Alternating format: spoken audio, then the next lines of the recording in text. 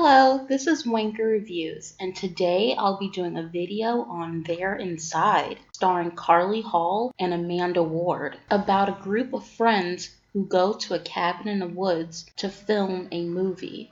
Little do they know their creepy neighbors next door are filming their own movie centered around them. Now, the opening of this movie was very promising. It starts off with this guy who's a vlogger and he's filming himself doing a Q&A for his audience.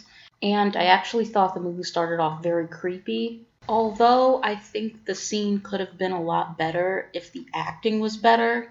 The actor that plays the vlogger, his name is Louis Chapman, and I thought his acting was fine during the parts where he was vlogging and pretty much playing a YouTuber.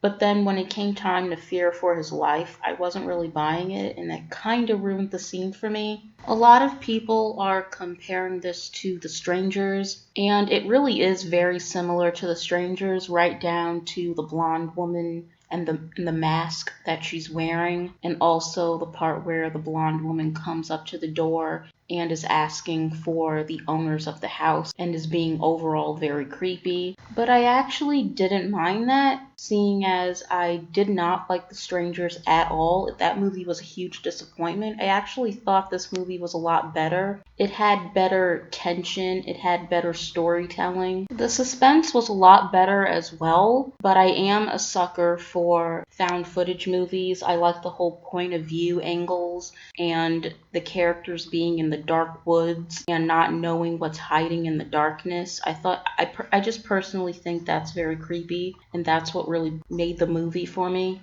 Also, with found footage movies, you don't have to worry about jump scare sound effects. If you know me, I can't stand jump scares or false jump scares. I can't stand loud sound effects in general. It's very startling and it's not scary at all. The movie is not only just like The Strangers, but it also reminded me of one of the segments from VHS. The segment involving the woman who creeped into a hotel room and was filming a couple while they was sleeping. The only real problem that I have with the movie was that the last 20 minutes are a little confusing and a little convoluted, although towards the end of the movie it did wrap up very nicely and it was no longer confusing, but it does have a very unconventional ending, and some people are either going to like that and appreciate that it did something different instead of following the typical horror movie tropes,